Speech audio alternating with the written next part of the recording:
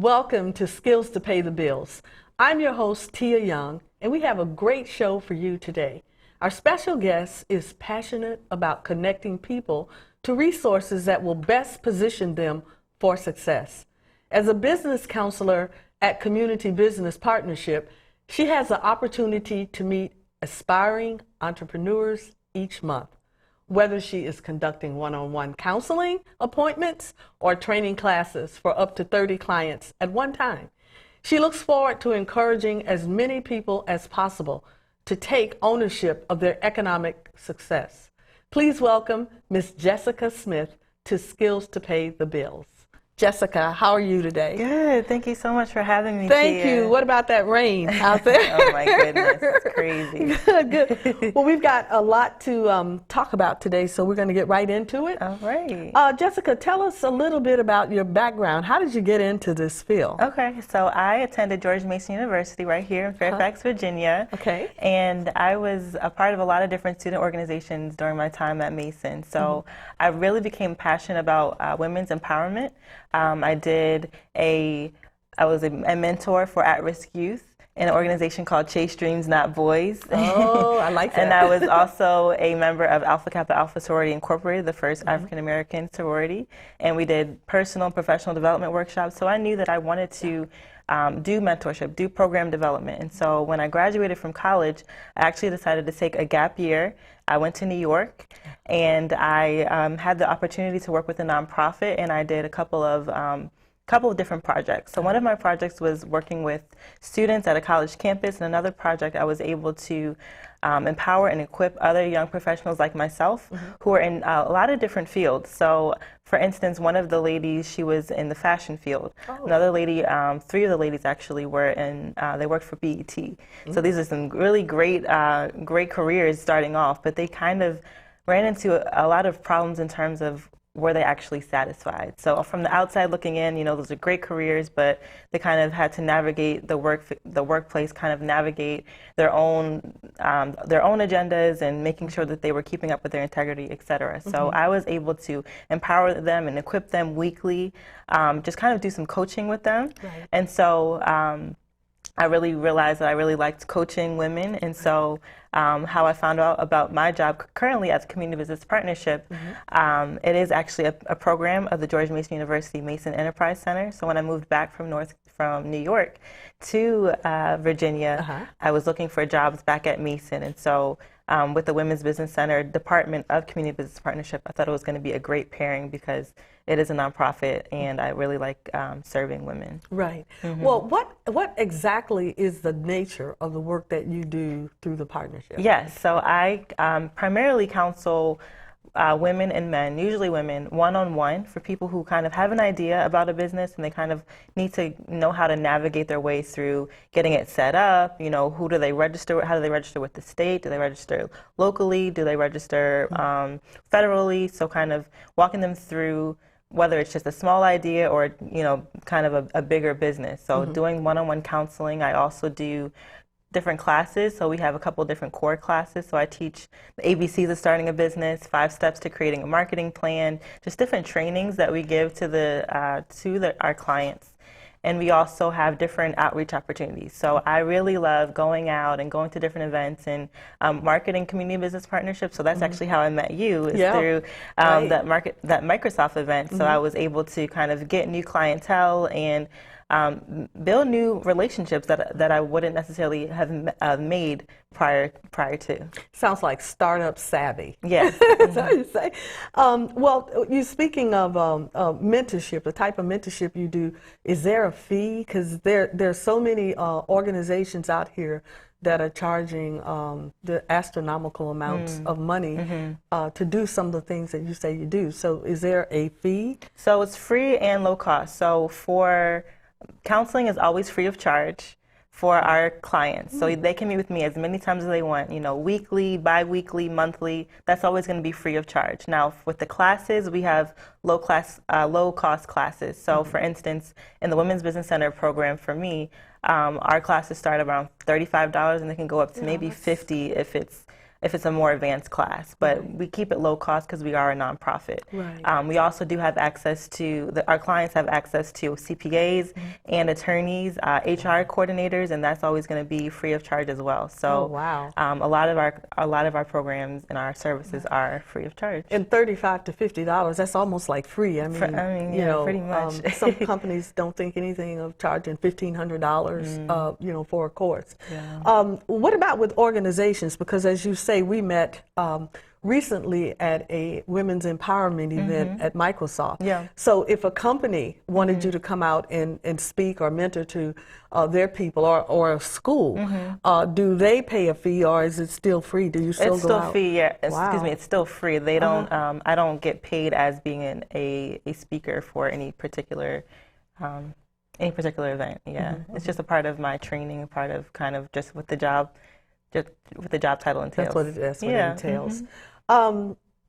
You know, there are a lot of business development centers, you know, out there. What makes you guys so unique? Absolutely, you're right that there are You a know, lot there are a of. lot of them, and I was looking at your website, Yeah. and it looks like you're connected to so many Absolutely. different, I guess, strategic type partners. Yeah. So can you speak a little bit about that? Yeah, you're right that there are a lot of different business development centers out there because the government knows that small business is the heart of the economy. Yes. And so the more the merrier, honestly. What's special about Community Business Partnership is that we have 5 centers under one roof. So we actually have 3 different SBA programs, so the Small Business Administration programs.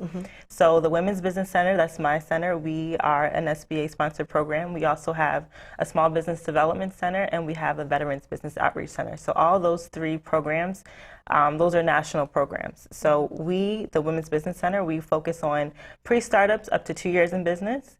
The Small Business Development Center focuses on growth businesses, so 2 years and older. Then, of course, the Veterans Business Outreach Center, they focus on really getting the service members transitioned into entrepreneurship. So they have a Boots to Business program that they do. So that's really special about us specifically. So not only do we have those 3 different SBA programs under our one roof, we also are an incubator ourselves. So that means that we have about 100 different virtual clients. So 100 clients use our address as their business address. So they come in, drop by, check their mailbox. So we get a lot of traffic throughout the day. We also have the opportunity for our clients to rent office space. If they want to rent a conference room or a training room, they can do that. Or if they actually are ready to move from their home office to a full-fledged office, they can be our resident client and, you know, pay us rent every month. So wait, talk a little bit more about being able, like a small business can come in and actually rent more than just a mailbox? Because I've heard of places that will allow you to rent a mailbox. So how does that program work? Yes. And do they pay? They pay something, right, for that? Yes. So Okay. for the mailbox services, it's $35 a month.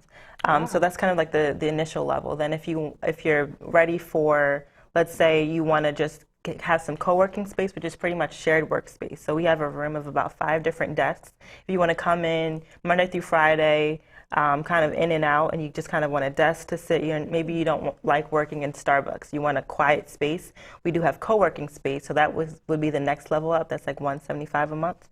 And then once you're kind of $175. Wow. And then once you're bigger than that, when you're ready to grow out of that, and you're ready for your full office to be with us in Springfield, then you can do that for, I believe it's $725 a month. So Okay. your full office, everything, all of your operations will be in our actual building. So we have a lot of space. And you have like reception responsibility so that they don't have to go out and hire a secretary right off or a receptionist. Somebody is there to answer the phones, or So do they have their own our phone? business manager doesn't answer the calls for our incubator clients. Okay, Yeah, so they would they have get to that themselves on that end. Yeah.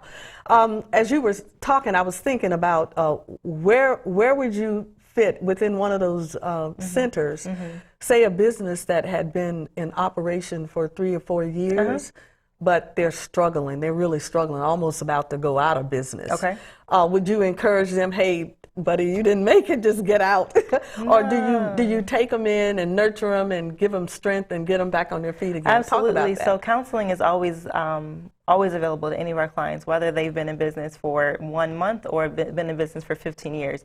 Our clients can always get counseling with us. So someone who's been in business for 3 or more years, they would fall, or 2 or more years, they would fall within our Small Business Development Center jurisdiction. So with that, you could always get one-on-one counseling, kind of figure out, is it a financing issue? Is it a matter of delegating tasks? Do you need to hire some more people because you have too much on your plate? So kind of sitting down and seeing what actually is the scope of the problem. And with that, we have a slew of classes that you could take to say, okay, I need help with taxes. I need help with maybe I need some HR help. So we have a lot of different classes that would speak to your specific need. And of course, if you happen to have any deeper problems, deeper issues, then we might set you up with a mentor in your specific field that may be better able to help you in your situation. Oh, okay. So is that where those lawyers, you said you had lawyers and other people, professionals that work with you, so you could set them up? Wow. Absolutely. That's pretty good. Yeah. And how long have you been at the center? It's been about 9 months. You've been there 9 months. Yeah. Wow. Still pretty new, but yeah. Yeah. Oh, that was something. It was another question that I was going to ask you. I think we have time before we go to a break. Are you just working with people in the Virginia area, or do you accept people from D.C. and in Virginia? I'm sorry, D.C. and Maryland. Yeah, D.C., Maryland, Virginia, pretty much the whole DMV. There are different development centers so there is a Women's Business Center in Rockville, Maryland. There's a Women's Business Center, I think Bowie as well. So if there isn't one in their area, then they would come to us. But sometimes say, oh, I see that you're kind of located closer towards the Frederick branch. So have you checked them out? If not, if you haven't checked them out, maybe check them out. But if you're comfortable here, you've already started to maintain a relationship, then come on over. So we don't discriminate according to like different region. That's really good. I like that. I like that. Well, I think we are going to take a short break, and we'll be right back. So don't touch that dial. Taking care of a family member can lead to plenty of questions. Fortunately, there's a place to get the answers, for them and for you. Find articles, tips, and tools from experts and others who have been in your place. The Caregiving Resource Center at aarp.org/caregiving. Welcome back to Skills to Pay the Bills. Our special guest today is Jessica Smith, business counselor at the Community Business Partnership.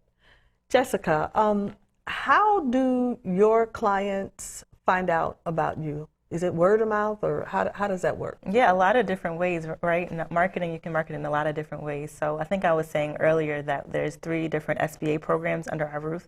So much so that some people think we are the SBA, which we aren't. We aren't the SBA. So a lot of people go to the SBA website and they find, they type in their zip code and they find that we are the closest branch for them. So through the SBA website, through word of mouth referrals, through different marketing, events, social media, et cetera. So a lot of different ways, word of mouth. So for instance, let's say someone comes to one of our networking breakfasts, and we always encourage them to bring a friend. So I would say entrepreneurship is contagious. So, you get to one event and, I think we encourage people to come in pairs. So just kind of pulling someone in on your journey with you, I think, is kind of how we build our clientele, build our community.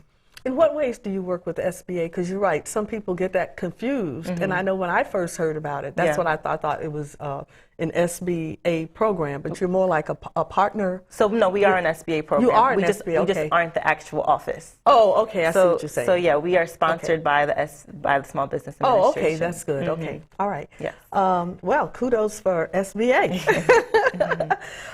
What is the network breakfast like? Yeah, so for our networking breakfast, we always have, we start off with a 30-second elevator pitch.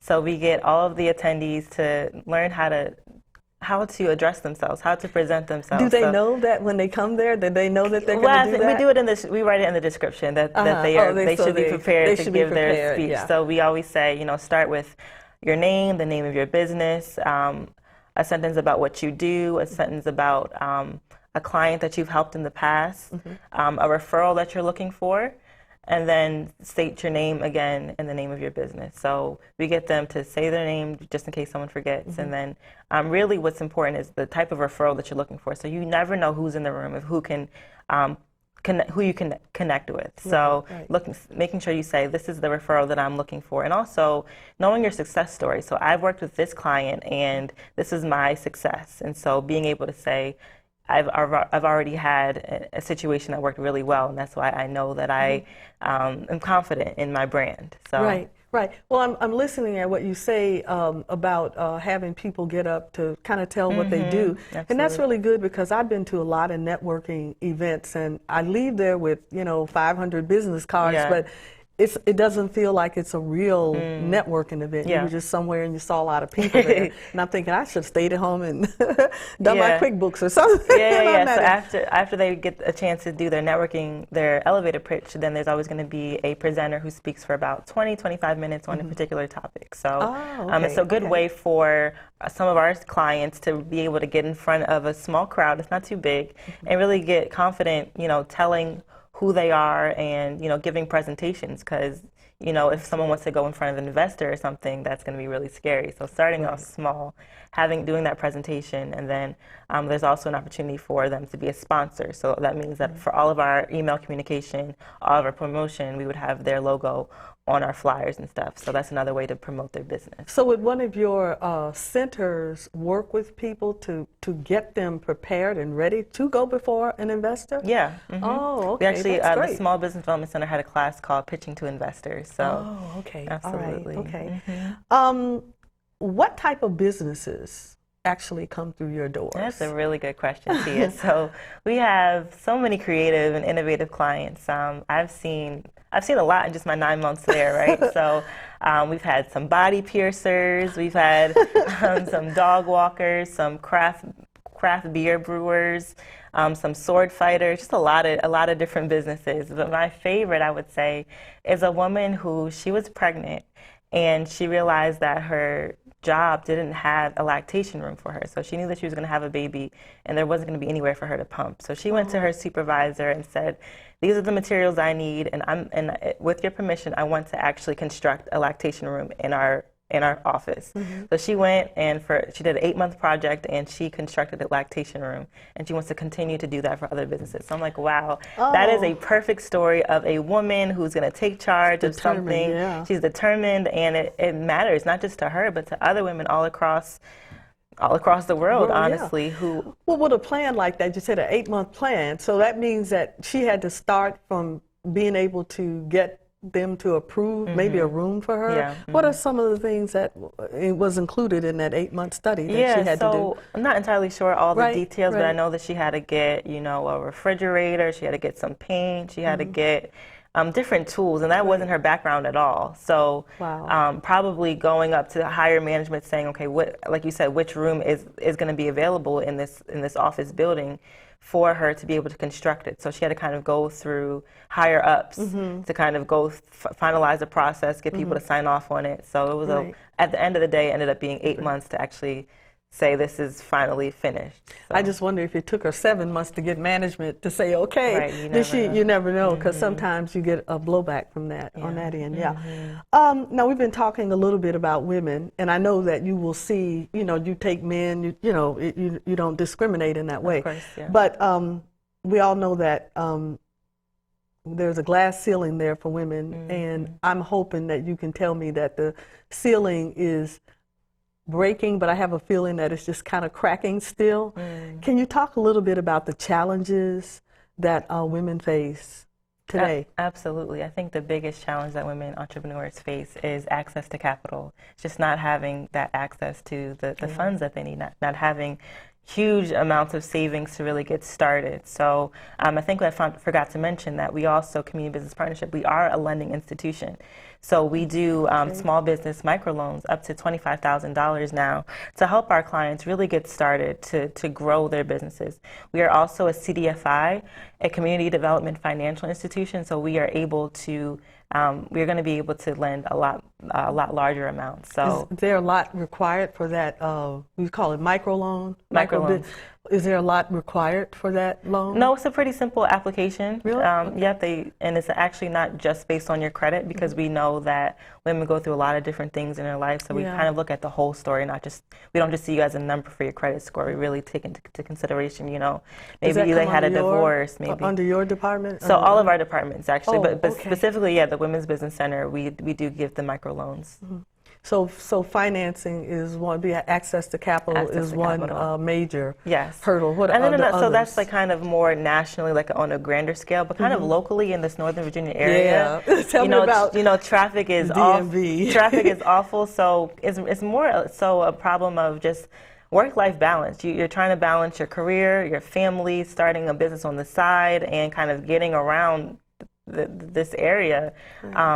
Clients struggle with work-life balance, and so a way that we at Community Business Partnership really try to meet their needs that way is, do some time management classes, just simple things to help them, parcel out their time, this is important, I'm going to spend this much time on my business plan this week, and even if a friend's dinner comes up, I'm gonna say to myself, you know what, I have to force myself to work on my business. So really teaching them how to prioritize, how to kind of make those wise decisions, because we know that the sacrifices that they make now is really going to pay off later. Right.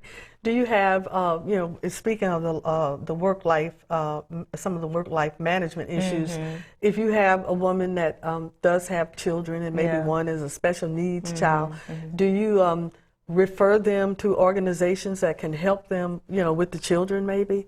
Is that a part of it? So for our organization, we're mostly focused just on the small business owner. So we're not like a one-stop shop in terms of social, health. We don't focus on all those areas. We really focus on what they need in terms of business. So, we may have some flyers around that may be referrals, but mostly we really stick to the business need and not try to go into other areas, because we aren't well versed in those areas. Right. Yeah. Right. So are there other minor things that women face when they walk into a bank or when they walk into that boardroom? I think a big thing is not only the access to capital, but even knowing their numbers, knowing how to even build a sustainable business. I have an idea, but what are the next steps?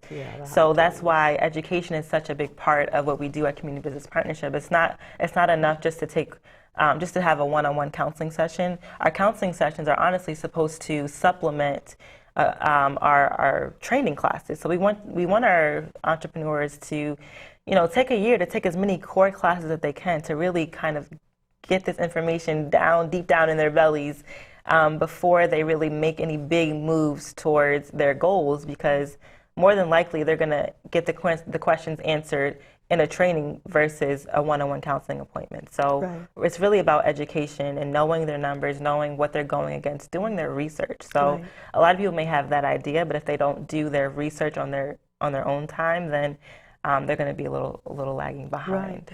Right. You mentioned core courses that you offer. Can you name maybe 4 or 5 core? So core courses? At least for the Women's Business Center, we have, again, 5 different centers. But for my center, we have the ABCs of starting a business. We have 5 steps to creating a marketing plan. Are your dollars making sense? Right. Registering your business, the legal nuts and bolts, and creating a social media marketing game plan. Okay, all right. As women entrepreneurs, what types of things can we do to overcome some of the challenges that you mentioned? We've got about 3 minutes, so if you can maybe give me 3 or 4 quick things that you think we can do to make a difference. So like tips for success? Yeah. Okay. Yeah. So I would say, people go into business, they start their own businesses because they're passionate about something, right? Right. I would say take it a step further to say, make sure that other people are passionate about it as well, because there's already going to be a community there.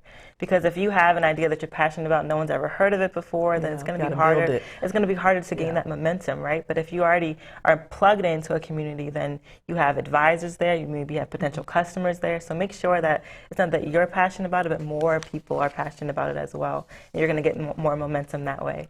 A second thing that I would say is that you want to make sure that you find mentors who are invested in your success. So like you said, some people spend thousands of dollars on a consultant because this consultant is getting the money, right? But we say find mentors who there's nothing in it for them. They really want to see you go further than they've gone before.